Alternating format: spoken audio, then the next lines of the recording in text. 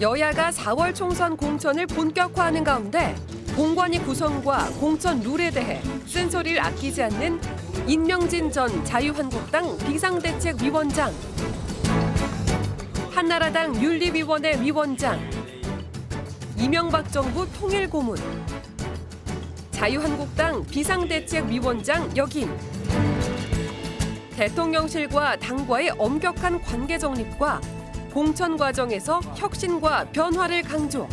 중요한 자리에 있었던 사람이 공천심사위원으로 들어갔다. 또 용산의 그런 영향력이 뭐 이렇게 행사될 수밖에 없다. 앞으로 국민의힘의 공천이 어떻게 진행될 거다라는 것을 짐작할 수 있는 일이죠. 임명진 전 비대위원장이 생각하는 혁신 공천과 총선 변수 집중 분석합니다. 여야 정쟁 속에 정치인 테러가 또 발생했습니다. 혼란과 충격 속에 총선 열차는 앞으로 달려가고 있는데요. 임명진 전 자유한국당 비상대책위원장과 얘기 나눠보겠습니다. 임 전 위원장님 안녕하십니까? 네, 안녕하십니까? 네. 이재명 대표가 정치 테러를 당한 지 얼마 안 돼서 배현진 국민의힘 의원이 중학생에게 돌덩이 피습을 당했습니다. 왜 이런 일이 일어난다고 보세요? 글쎄 우리 정치가 이제 전쟁이 됐네요. 네. 험악하게 그지없고 뭐 요즘 신문을 보니까 지금 총선에 나가는 사람들이 방탄복 준비한다고 그러더라고요. 네. 어떻게 세상이 이렇게 되는지 모르겠습니다만은 지금 국민들이 갈기갈기 찢어졌어요. 사실은 뭐 이렇게 서로 혐오하고 미워하고 이러는 것이 정치권에서만이 아니라 우리 사회 전반에 이게 지금 스며들어서 우리 동창회 만나도 싸움하잖아요. 정치 얘기하면은. 네. 심지어는 집안끼리 모여도 정치 얘기하면 안 되잖아요. 네. 이게 식구들끼리도 얼굴 붉히잖아요. 교회에서도 그래요. 그러니까 이게 도대체가 우리 사회 곳곳에 이 갈등과 이 미움과 이런 것이 지금 도를 넘은 것 같아요. 네. 이러다가 이 사회가 큰일 나겠다 생각하는데 뭐 저는 근본적으로 정치권에 문제가 있다고 저는 생각합니다. 네. 이게 정치권의 이 갈등과 혐오가 국민들에게까지 이게 편을 가르고 이거 미워하고 갈등을 조장하는 여기까지 번졌다 이렇게 생각을 하는데 조금 더 거슬러 올라가면은 나는 이거는 박근혜 탄핵부터 시작이 됐다고 생각합니다. 네. 탄핵을 좀 말했어야 되는 거예요. 네. 그때 우리가 알지만은 광화문에 탄핵이 된다는 촛불 집회와 안 된다라는 태극기 집회가 매일 광화문에서 매일 열렸거든요. 네.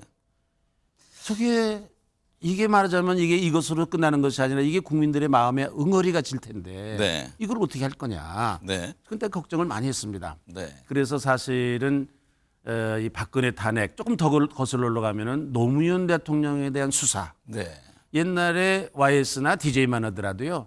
그게 서로 타협하는 정치를 했어요. 네. YS도 DJ의 그 정치자금 수수 그거 덮었거든요. 네. 수사 안 했어요. 네. 또 김대중 대통령도 정권을 잡은 후에 김영삼 정권에 대한 보복을 안 했거든요.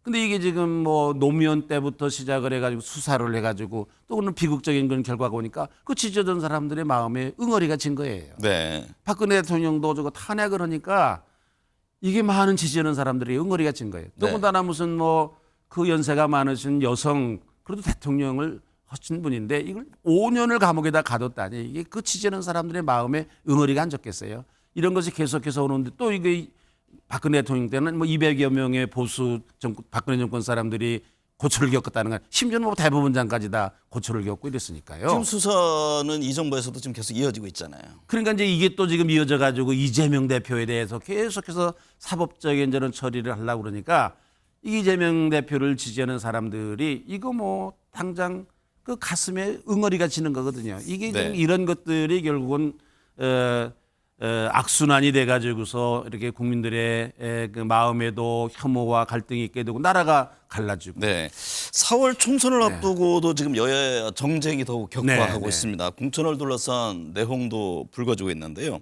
국민의힘과 민주당의 어떤 총선 관련 움직임은 어떻게 보고 계세요?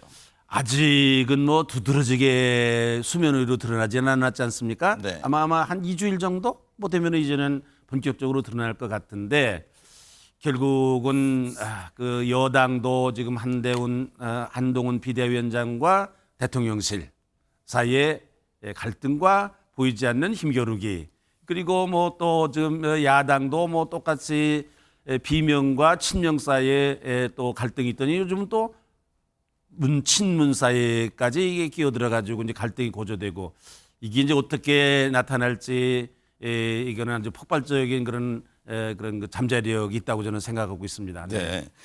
최근 정치권 내 갈등과 충돌의 이면에는 결국 공천 문제가 있습니다. 공정한 공천 룰과 시스템 공천을 강조하지만 각각 바라보는 인식이 좀 다릅니다. 전략 공천 움직임에 대해서도 논란이 있는데요.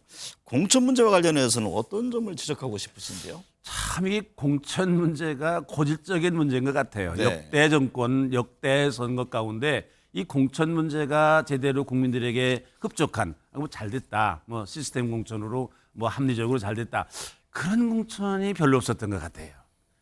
결국은 뭐 집권 여당은 대통령의 그 뜻이 얼마만큼 반영이 되느냐, 네. 그거에 대해서 당은 조금 저항하기도 하고, 그래서 잡음이 생기기도 하고 갈등이 생기기도 하고, 그러다가 선거를 망치기도 하고 뭐 이제 그러는데, 사실은 야당은 그래도 뭐 조금 일사불란한 그런 부분이 있었지만은 지금은 야당도 그런 게 아닌 것 같아요. 네. 지금도 야당도 뭐 상당한 지금 뭐 여당 못지않은 그런 갈등이 있어서 사실은 저게 국민들이 참 혐오감을 갖게 하는 거거든요. 언제나 저 공천이 좀 그래도 합리적으로 정말 그 시스템 공천한다고 그러는데 지금 누가 시스템 공천을 믿습니까? 네. 예? 아무리 뭐 여당이 지금 한다는 걸 믿고 있습니까? 뭐 야당이 한다는 걸 믿습니까? 그래서 이 고질적인 병인데, 어떤 정당이라도 한번 좀 제대로 해봤으면 좋겠는데 그 기대가 난망인 것 같아요. 네. 네. 윤석열 대통령과 한동훈 국민의힘 비대위원장 간의 충돌, 한 위원장이 사퇴 요구를 거부했다, 이런 입장까지 나온 바가 있는데요. 서천 화재 현장에서 두 사람의 만남을 계기로 봉합됐다, 아직은 진행 중이다, 여러 이제 해석들이 있습니다. 대통령과 비대위원장 간의 갈등 모습은 어떻게 보고 있는지요? 그 충돌을 했죠. 네. 결국은.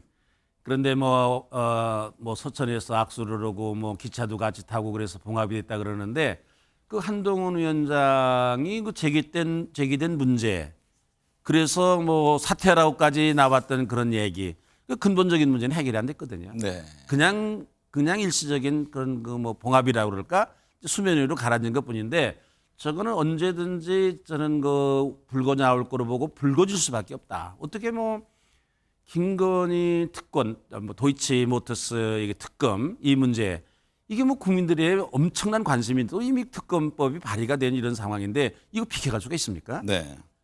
난 비켜갈 수 없다고 생각합니다. 그다음에 뭐 공천 문제가 얼마나 민감한 일인데 이거 권력 간의 갈등이 있을 수밖에 없는 거거든요. 네. 그러니까 저는 언제든지 지난번에 있었던 것보다는 훨씬 더 심각한 그런 문제가 곧 터져 나올 거다. 비켜갈 수가 없다. 뭐 네. 어쩔 수 없이 아마 그런 문제를 겪게 될 것이다. 저는 그렇게 보고 있습니다. 네. 박근혜 정부 국정농단 사태 여파가 한창이던 2016년 말이죠. 그때 새누리당 비대위원장을 지낸 바가 있으신데요. 현재 여권의 비대위 역할과 움직임에 대해서는 어떤 평가세요? 뭐 제가 비대위원장 갔었을 때는 뭐 당이 망할 때쯤이었으니까, 그러니까 어떻게 당을 지키느냐 하는 거가 최대의 과제였고, 지금 뭐 저는 한동훈 비대위원장을 보면서 상당히 저는 부러워하고 있어요. 아니 뭐저 권력을 가진 힘 있는 비대위원장이다. 공천권이 있으면 저게 네. 힘 있는 비대위원장이거든요. 물론 뭐 대통령이라는 또 하나의 권력과 어떻게 조화를 이루느냐 하는 건 문제는 있기는 하지만, 그래도 현재 한동훈 비대위원장이 잘하고 있는 것 같은데, 뭐 어떤 조사에 보니까 52% 지지율을 받는데, 문제는 한동훈 비대위원장은 52%를 받는데 당의 지지율은 올라가질 않는 거예요. 그래요. 이게 무슨 조화냐 이거예요. 이거는 상당히 한번 우리가 생각해 봐야 될 문제라고 생각을 합니다. 네. 뭐 대통령 선거라고 그러면은 좋죠. 뭐 개인이 52% 받는 거. 그러나 저기 당으로 연결이 되는, 아니 한동훈 씨가 저 국민의힘 비대위원장 아닙니까? 네. 한동훈 잘하면은 국민의힘에도 국민의힘에도 영향을 미쳐서 국민의힘의 지지율도 높아야 될 텐데 저게 지금 국민의힘 지지율을 그대로 있는 거거든요. 네. 대통령 지지율하고 따라가고 있는 거거든요. 네. 저게 뭐냐 하는 것에 대해서 좀 면밀히 한번 생각해 볼 필요가 있는 대목이라고 생각합니다. 네. 네. 한동훈 비대위가 끝까지 갈 것인지 성공하기 위한 핵심 과제는 무엇인지 궁금한데요. 전에 혁신은 친윤 체제가 무너져야 하는 것이다 이렇게 밝힌 바도 있으시잖아요. 네, 친윤 체제 무너졌어 이미.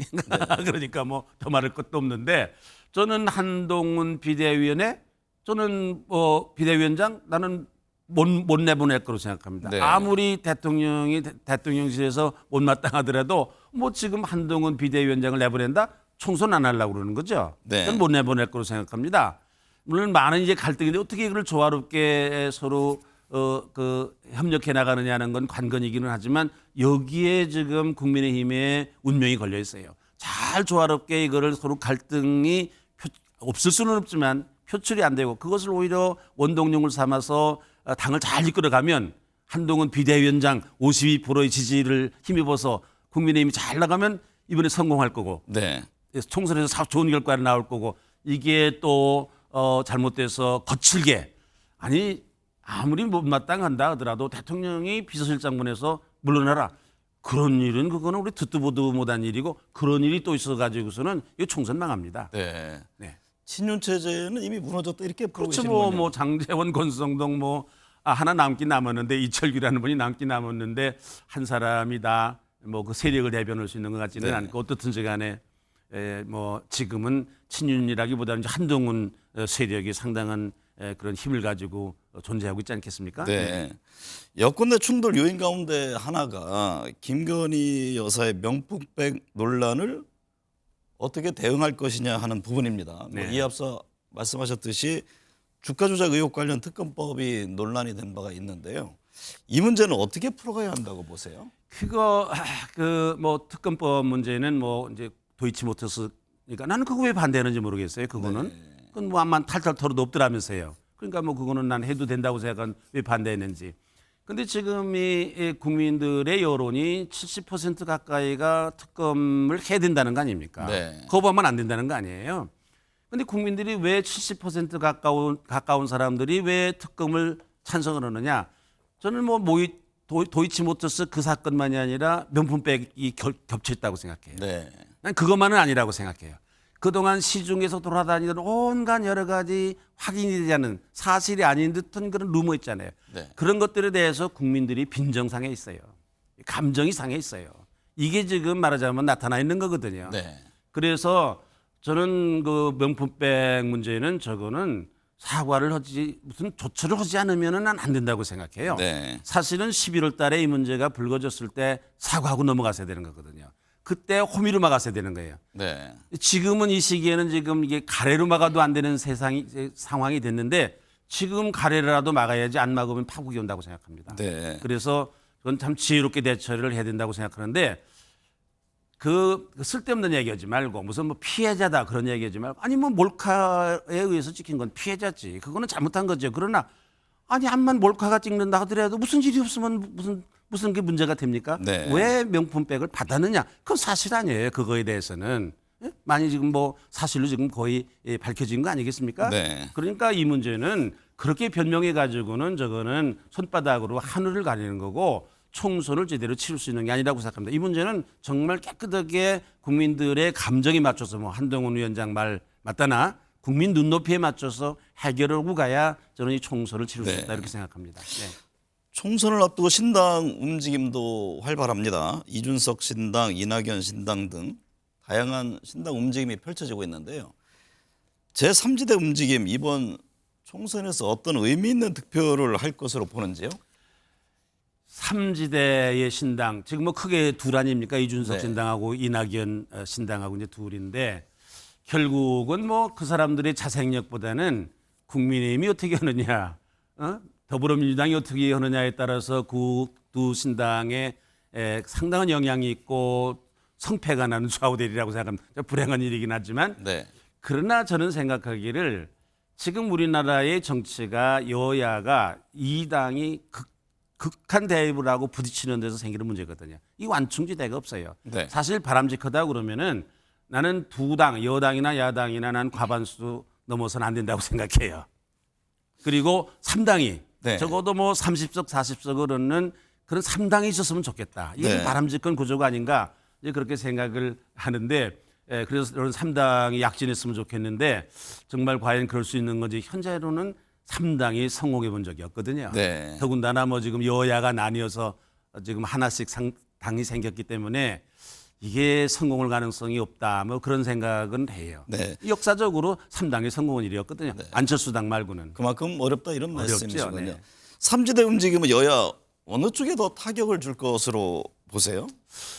저는 더불어민주당 쪽이 훨씬 더 타격이 있을 거로 봐요. 이준석 신당도 사실은 여당이기 때문에 그래요. 사실 여당이라는 게 어쨌든 이게 결집력이 있는 거거든요. 네. 그리고 현직 대통령이 3년이나 남았어요. 시퍼렇게 살아있는 권력이에요. 네. 사실 여기에서 다른 일을 한다는 건 다른 짓을 한다는 것은 상당히 어렵거든요. 그러니까 난 이준석 신당이 잠식을 한다면은 오히려 더불어민주당 쪽, 중도 쪽, 더불어민주당 쪽일 거로 이렇게 보거든요. 네. 예, 그래서 더불어민주당이 상당히 좀 어려울 가능성이 있죠. 네.